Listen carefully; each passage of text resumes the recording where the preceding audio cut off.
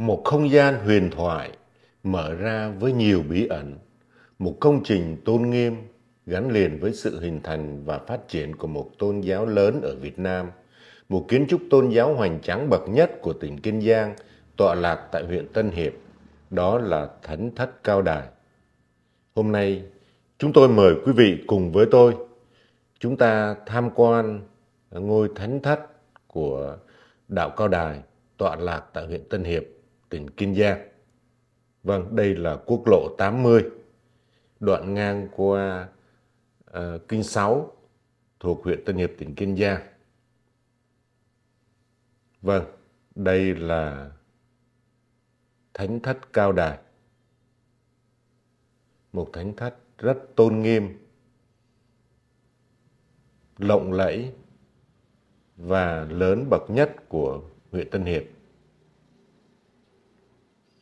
Đây là cổng chính của Thánh thất Tân Hiệp.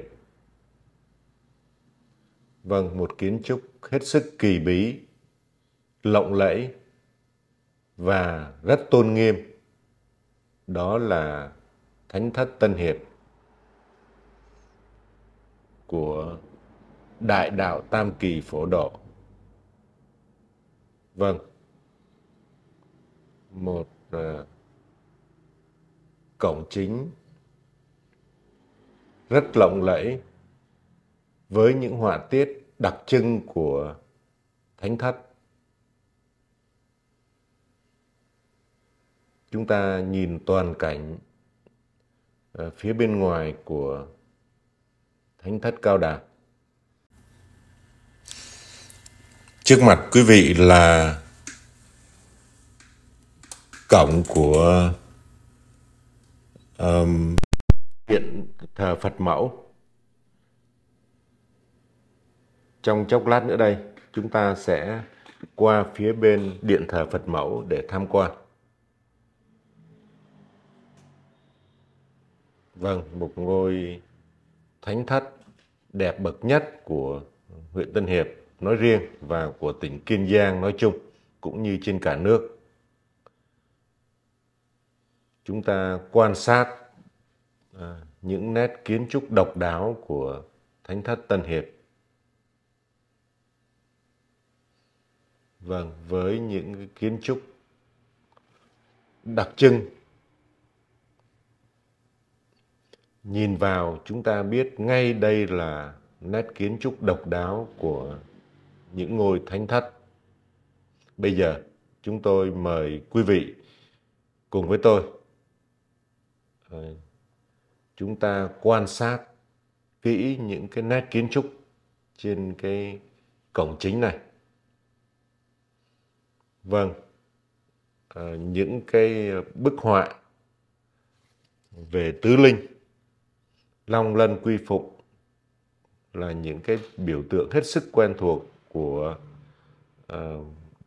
đồng bào Việt Nam chúng ta, cũng được khắc họa ở đây. Đây là một bức họa con rồng rất đẹp.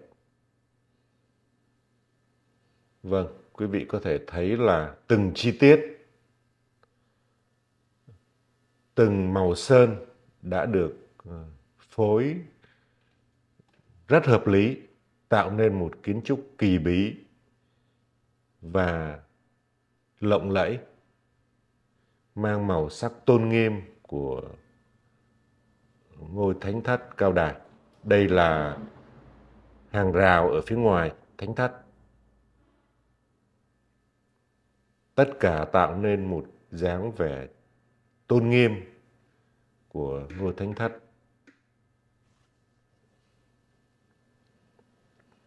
Vâng, với những nét kiến trúc hết sức tỉ mỉ, bàn tay con người của những nghệ nhân đã tạo nên một tác phẩm, đã tạo nên một ngôi thánh thất vừa mang ý nghĩa tôn giáo, mà hơn thế nữa còn là một tác phẩm của những kiến trúc mang đặc trưng của tôn giáo Cao Đài. Vâng, chúng ta quan sát chi tiết. Những vị chức sắc ở đây cho biết là hoàn toàn làm bằng tay con người thủ công. Bây giờ chúng ta mời quý vị vào phía trong nhé. Đây là cột cờ ngay trước cổng bước vào. Quý vị quan sát thấy một cái tháp cột cờ rất cao. Vâng, rất cao vươn lên trên bầu trời. Mời quý vị chiêm ngưỡng nhé.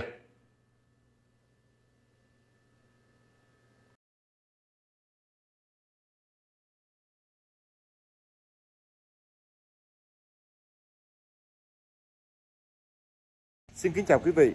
Đứng trước mặt tôi đây là Thánh thất Tân Hiệp thuộc Đại đạo Tam Kỳ Phổ Độ thuộc Tòa Thánh Tây Ninh. Hôm nay chúng tôi mời quý vị cùng với tôi chúng ta tham quan ngôi thánh đường này nha. Như quý vị đã biết, đạo Cao Đài là một tôn giáo độc thần được thành lập ở miền Nam Việt Nam vào khoảng năm 1926. Cao Đài theo nghĩa đen chỉ một nơi cao, nghĩa bóng là nơi cao nhất, ở đó Thượng Đế ngự trị. Vâng, đó là sự hình thành của đạo Cao Đài tại miền Nam Việt Nam chúng ta, một tôn giáo thuần Việt nói theo ngôn ngữ bây giờ, hay chúng ta còn gọi là tôn giáo nội sinh. Đây là mặt tiền của thánh thất với những kiến trúc đặc trưng. Chúng ta có thể thấy rằng tất cả mọi thánh thất ở trên khắp mọi miền đất nước chúng ta đều có những kiến trúc giống nhau, biểu hiện một sự thống nhất của Hội Thánh Cao Đài. Vâng, quý vị thấy là biểu tượng của Thánh thất Cao Đài là thiên nhãn. Kiến trúc của các thánh thất Cao Đài, thiên nhãn là biểu tượng lớn nhất, rộng khắp nhất. Thiên nhãn biểu trưng cho con mắt của Thượng Đế để nhìn thấy rõ tất cả những hành vi thiện ác trên khắp thế gian, để thưởng phạt một cách công bằng, không ai có thể che giấu hay chối cãi được. Ngoài ra, biểu tượng thiên nhãn còn có ý thức đại đồng, vì dù bất cứ quốc gia, chủng tộc hay tôn giáo nào thì biểu tượng thiên nhãn đều giống nhau và không phản ánh đặc tính phân biệt nào. Thiên nhãn là biểu tượng của Thượng Đế, là sự sáng suốt nhất trong trời đất và cũng là thờ lương tâm của tất cả mọi người. Đạo Cao Đài thờ thiên nhãn, tức là thờ trời. Vâng, ý nghĩa của biểu tượng thiên nhãn. Nếu còn thiếu sót hay chưa được chính xác thì xin quý vị lượng thứ và xin quý vị comment ở bên dưới để giúp đỡ chúng tôi. Vâng, một kiến trúc hết sức đặc thù, tạo nên một cái sự uy nghiêm của ngôi thánh thất.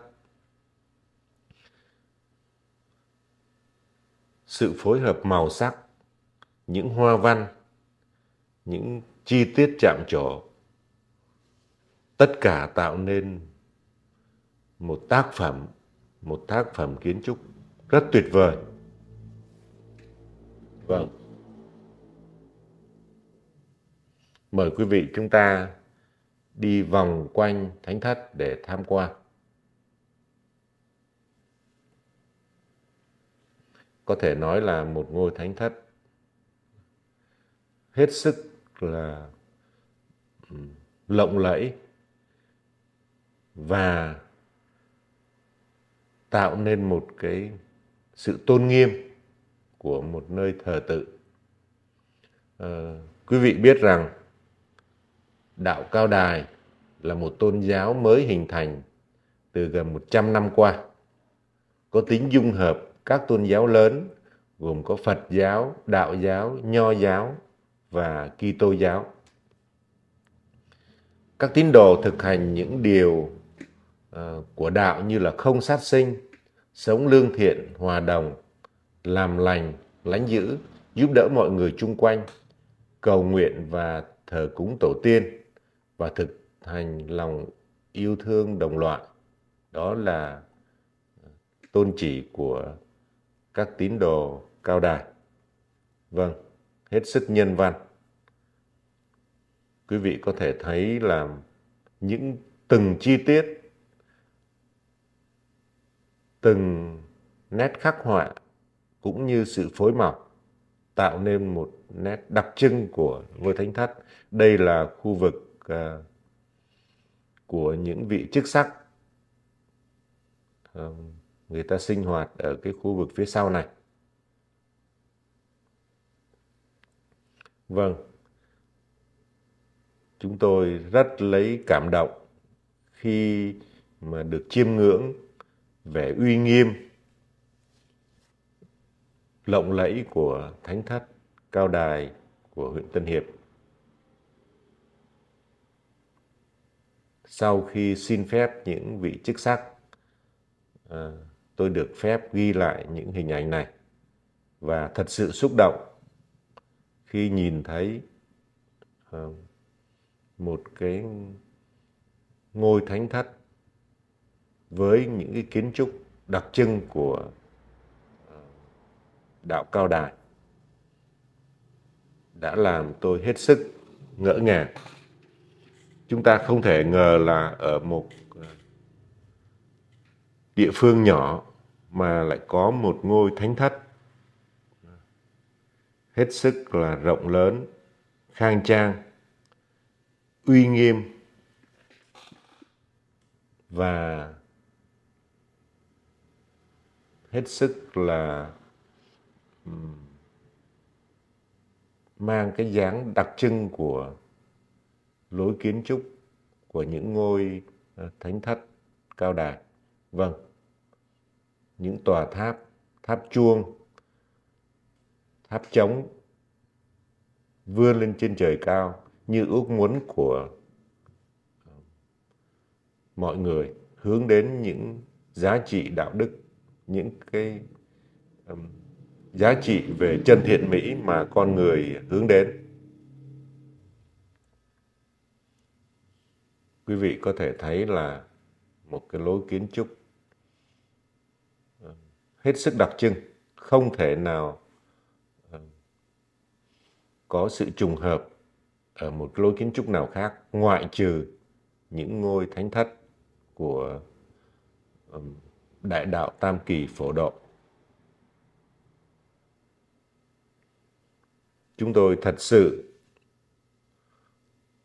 ngỡ ngàng với đôi bàn tay tài hoa của những vị tín hữu đã làm lên ngôi thánh thất này. Vâng, tất cả đều được làm thủ công, rất tỉ mỉ. Sự phối màu cùng với những cái nét chạm trổ tạo nên một tác phẩm kiến trúc hết sức đặc trưng. Bây giờ chúng ta chiêm ngưỡng bên trong của ngôi thánh thất.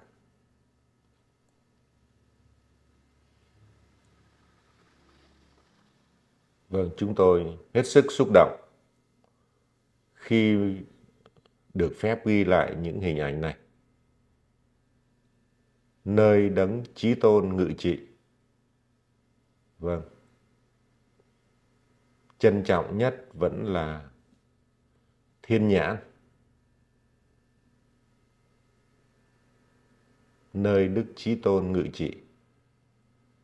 Vâng, như ở phần đầu tôi đã trình bày là đạo Cao Đài là một tôn giáo có tính dung hợp các tôn giáo lớn, gồm có Phật giáo, Đạo giáo, Nho giáo và Kitô giáo.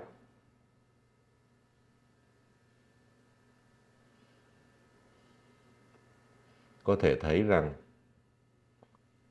không gian ở bên trong hết sức thiêng liêng, hết sức tôn nghiêm,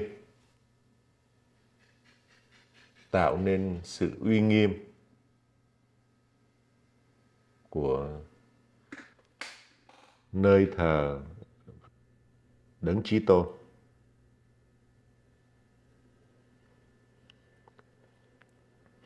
Chúng ta có thể nói rằng ở một huyện thuần nông như huyện Tân Hiệp mà có một ngôi thánh thất hết sức khang trang để cho tín hữu sinh hoạt tôn giáo là một điều hết sức đáng trân trọng. Bây giờ tôi mời quý vị chúng ta qua bên điện thờ Phật Mẫu để chiêm ngưỡng kiến trúc của điện thờ Phật Mẫu. Đây là cổng chính của điện thờ Phật Mẫu. Vâng, cũng vẫn là những mái vòm, những kiến trúc đặc trưng với những cái mái ngói cong vút, lối kiến trúc cung đình. Có thể nói rằng Thánh thất Tân Hiệp không chỉ đơn thuần là một cơ sở tôn giáo mà còn là một tác phẩm về kiến trúc. Vâng, chúng tôi hết sức bất ngờ khi mà được chiêm ngưỡng vẻ uy nghiêm của Thánh thất Cao Đài này.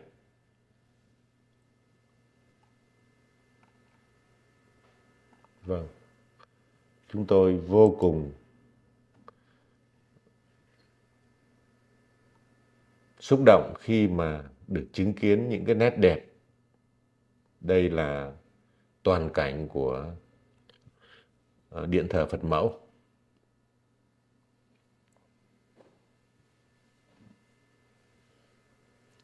Vâng. Các tín đồ Cao Đài tin rằng Thượng Đế là đấng sáng lập ra các tôn giáo và cả vũ trụ này. Tất cả giáo lý, hệ thống biểu tượng và tổ chức đều được đấng Chí Tôn trực tiếp chỉ định. Và đạo Cao Đài chính là được Thượng Đế trực tiếp khai sáng thông qua cơ bút cho các tín đồ tiền nhiệm với nhiệm vụ đại đạo tam kỳ phổ độ. Có nghĩa là nền đạo lớn cứu khổ lần thứ 3. Vâng, đây là điện thờ Phật Mẫu. Vâng. Đại đạo tam kỳ phổ độ, tòa thánh Tây Ninh. Điện thờ Phật Mẫu. Đó là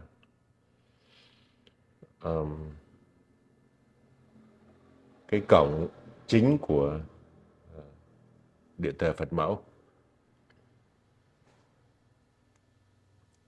Chính giữa sân là một cột cờ rất cao. Tôi không có hiểu được những cái ý nghĩa của từng chi tiết ở trên cột cờ.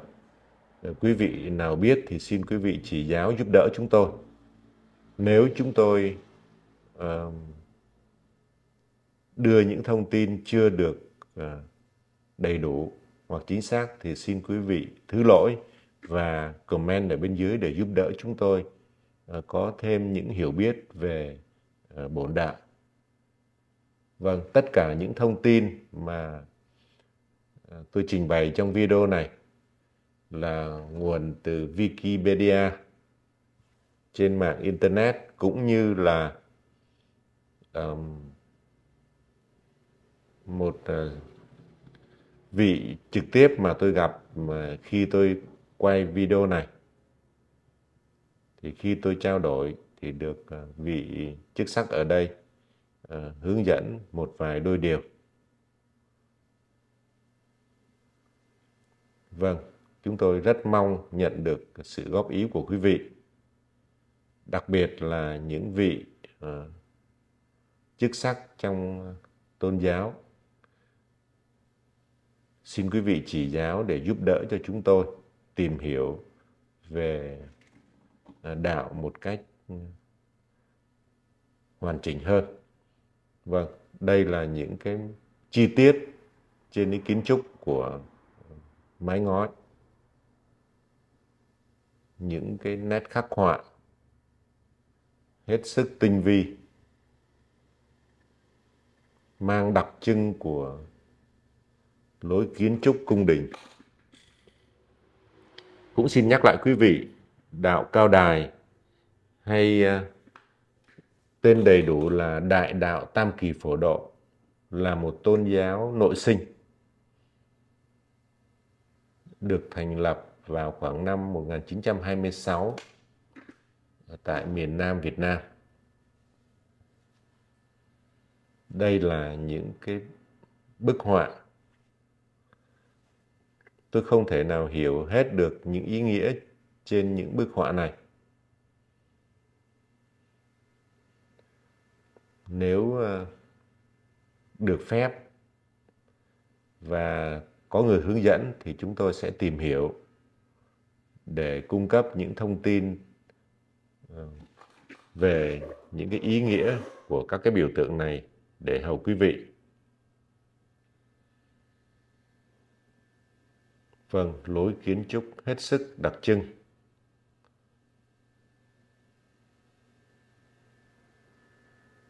Quý vị có thể thấy rằng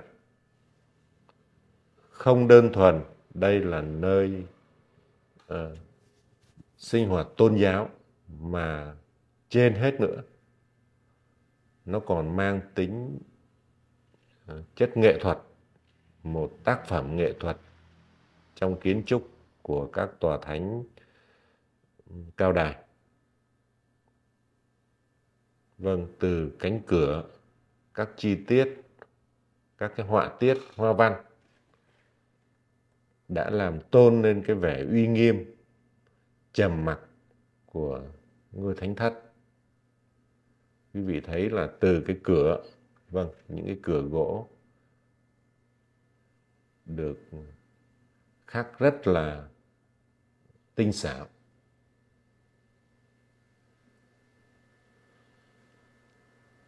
Những cái bức họa ở trên các góc cột, trên mái trần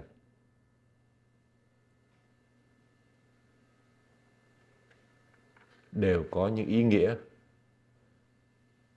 nhưng tôi không có hiểu được những ý nghĩa của những bức họa này. Vâng, hết sức là vừa đẹp, vừa mang tính nghệ thuật rất cao và vừa mang ý nghĩa tôn giáo. Vâng, tôi không thể ngờ được là trước mắt tôi lại có những cái kiến trúc hết sức là tuyệt vời.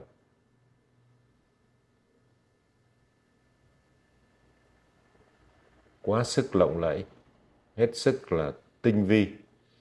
Từng họa tiết ở trên mái trần cũng đều được bàn tay của những tín đồ ở đây, bổn đạo ở đây đã chung tay góp sức làm lên ngôi thánh thất này.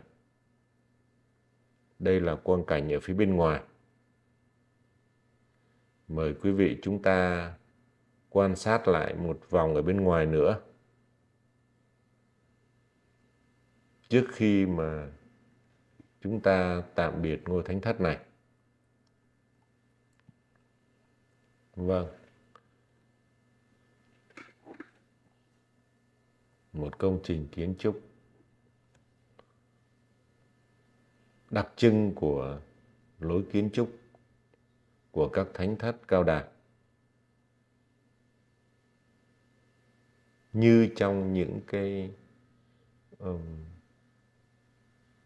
tác phẩm về nghệ thuật kiến trúc, rất đẹp từng chi tiết, sự khéo tay của những cái vị bổn đạo ở đây đã chung tay kiến tạo một ngôi thánh thất đẹp bậc nhất của huyện Tân Hiệp này. Vâng, đây là toàn cảnh của thánh thất Tân Hiệp và điện thờ Phật Mẫu. Vâng.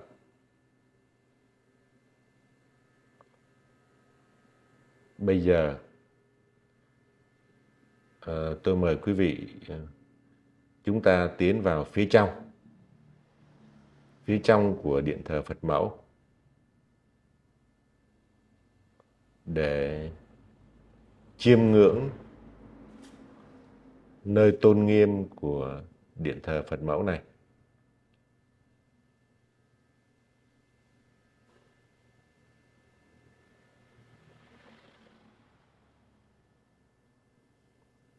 Đây là chuông. Vâng, chuông đồng được đặt ở cái vị trí này.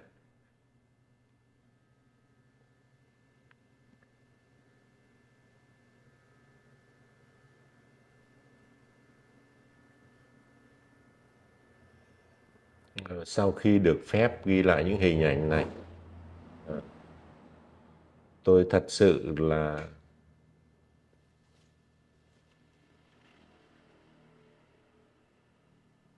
hết sức xúc động khi mà được chiêm ngưỡng vẻ tôn nghiêm của điện thờ Phật Mẫu thuộc thánh thất Tân Hiệp.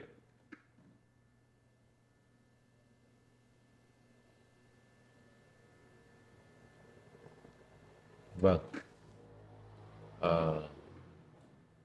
Những lối kiến trúc này vừa mang những cái nét kiến trúc của các tôn giáo ở Việt Nam như là Phật giáo và như tôi nói ở phần đầu là một tôn giáo dung hòa, và đạo Cao Đài là một tôn giáo nội sinh, một tôn giáo độc thần, chỉ thờ duy nhất một Thượng Đế là Đấng Chí Tôn. Nhưng dung hòa các tôn giáo của Việt Nam, đó là Phật giáo, Đạo giáo, Nho giáo và Kitô giáo. Vâng, đây là trên trần của điện thờ Phật Mẫu. Hết sức là lộng lẫy. Vâng, chúng ta không thể nào hiểu hết được những ý nghĩa của những cái chi tiết này. Chúng ta chỉ có cảm giác là những cái chi tiết trong kiến trúc đã tạo nên những cái nét uy nghiêm, những cái vẻ đẹp lộng lẫy của một nơi tôn nghiêm bậc nhất này. Vâng, một lần nữa chúng tôi rất cảm ơn những vị chức sắc đã cho phép chúng tôi ghi lại những hình ảnh của thánh thất Nếu trong video có những điều gì thiếu sót, xin quý vị lượng thứ và comment ở bên dưới để góp ý giúp đỡ chúng tôi. Trước khi tạm biệt, chúng ta ngắm lại toàn cảnh ngôi thánh thất này. Xin kính chúc quý vị dồi dào sức khỏe, hạnh phúc và thành đạt trong cuộc sống. Và xin quý vị đăng ký kênh để theo dõi những video của chúng tôi về các tôn giáo tại Việt Nam và các di tích, những cái danh lam thắng cảnh trên toàn lãnh thổ Việt Nam. Vâng, xin kính chúc quý vị dồi dào sức khỏe. Xin chân thành cảm ơn quý vị đã quan tâm theo dõi video này.